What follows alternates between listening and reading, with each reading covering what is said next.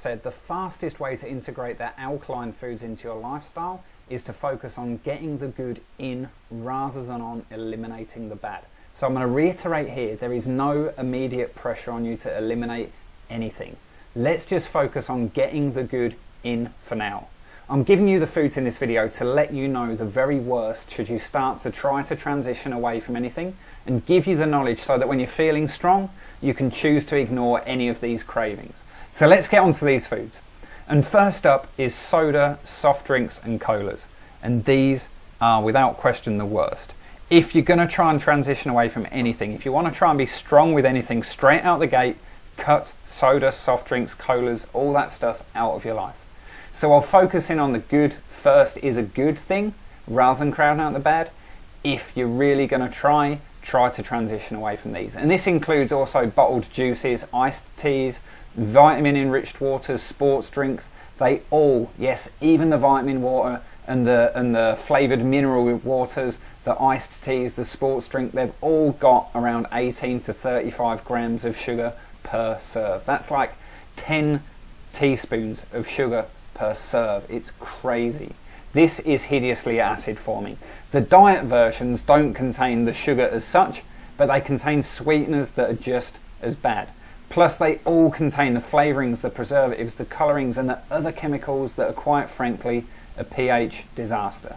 You know this, I know this, it's time to stop consuming these. Here's what I propose. Don't go cold turkey, but by the end of next week, try to have this eliminated. Don't do anything for the next couple of days, but on the day after that, just have half the amount you would have had normally. Then for the next few days, half that amount as well. Keep going and keep going, keep chipping away at it, write it down, make it quantifiable, make it a goal that you can realistically follow and stick to. Don't consume this stuff at home, only consume it when you're out and about or at work and you've got habits formed. Then move to not consuming out and about at work, only when you're on the go. Then when you're, if you just keep changing your behaviour, changing your habits, if you slowly chip away at that habit, day by day with measurable goals, with an end point in mind, you're going to find it a lot easier than going cold turkey. Plus it's going to be more achievable and a more sustainable way of sticking to it in the long term.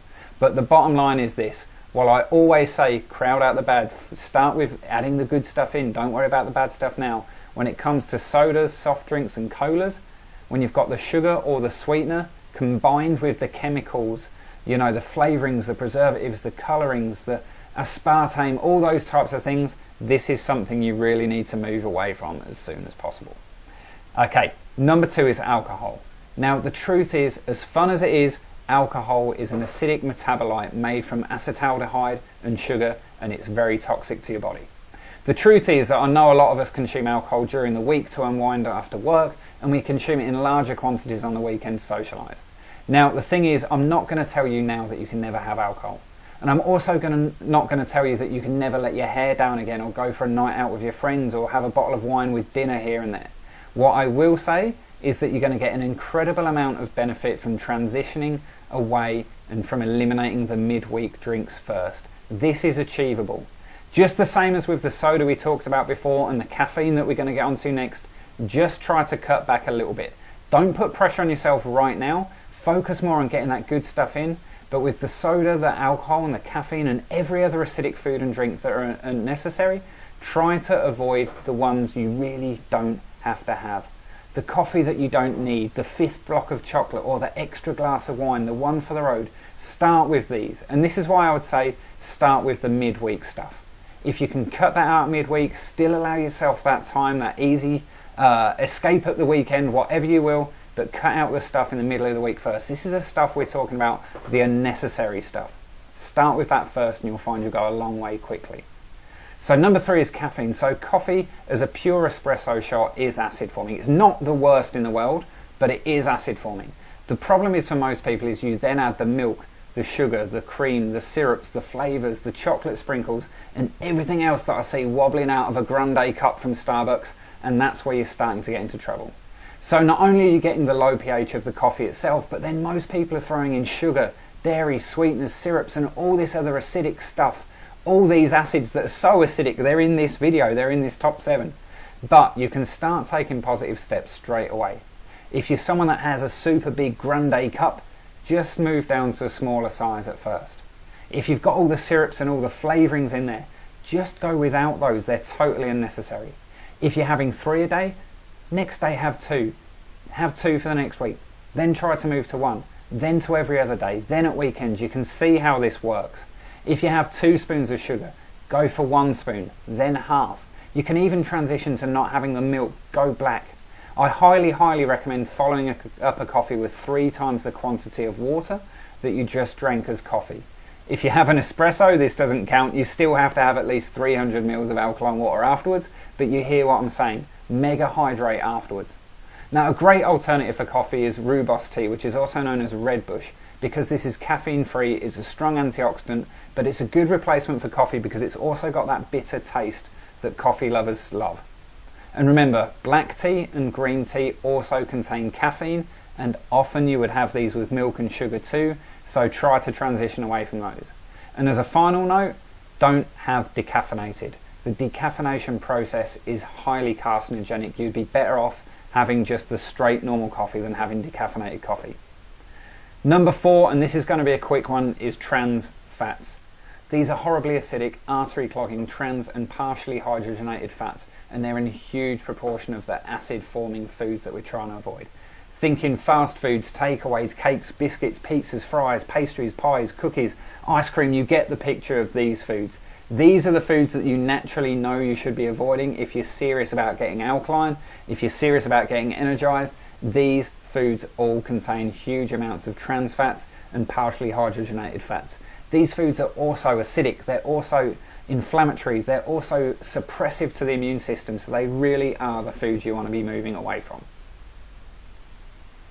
5th in the list is dairy. Now this is a challenge for some people, but it's something that I do urge you to move away from. Dairy is an acidic, mucus forming food, and despite the lies we've been told by the dairy industry and the government, which is funded by the dairy industry, who tell us that we need dairy for calcium and strong bones, this is a complete lie. The Physicians Committee for Responsible Medicine has researched and proven that dairy actually weakens your bones and that the calcium from dairy is almost entirely undigestible and unusable. Dairy is highly acidic, and when you're in an acidic state, the first thing the body will do is draw calcium from your bones. It's why there are so many studies linking lots of soda consumption with osteoporosis.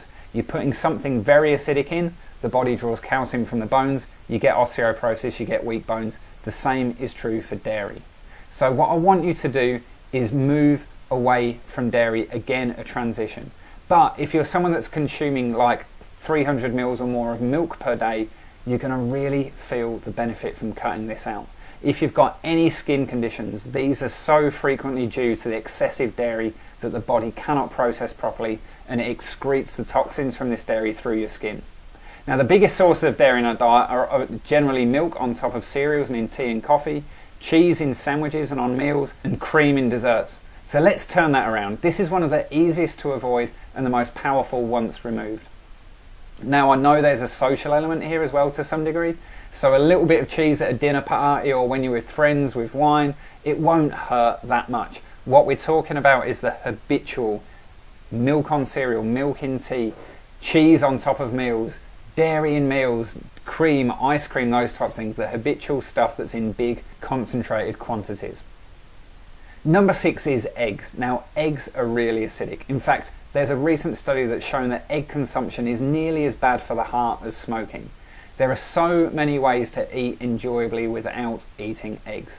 According to T. Colin Campbell, who wrote the book The China Study, he says even small intakes of animal foods, meat, eggs and milk, are associated with significant increases in chronic degenerative diseases. People who ate the most animal-based foods got the most chronic disease. People who ate the most plant-based foods were the healthiest and tended to avoid chronic disease. And eggs are up there with the worst.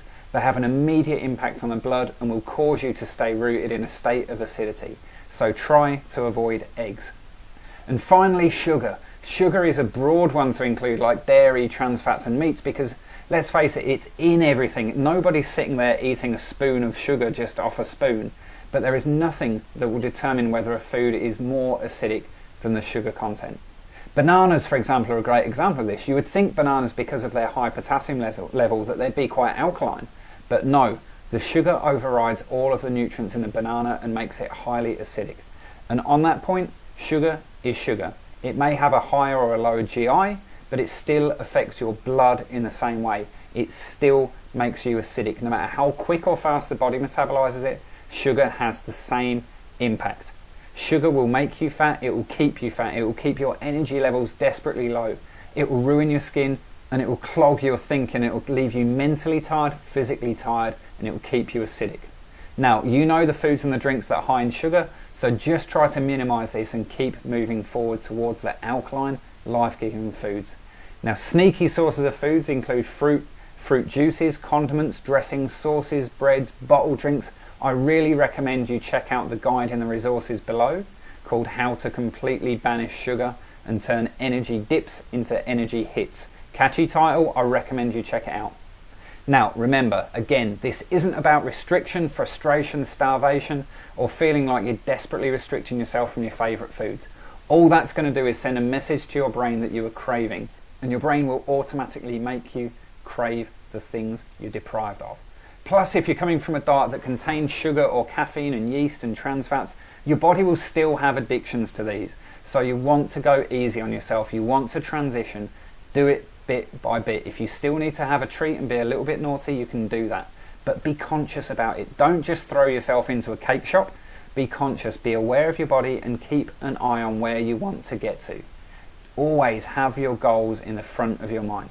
So with that being said, these are the foods to transition away from. You don't need to go cold turkey and feel bad. You just need to feel safe in the knowledge that the more alkaline you get, the more you continue on this journey, the less you're going to crave these foods. So take that forward, enjoy the recipes below, check out the research below this video, and I'll see you all again on day 5 tomorrow.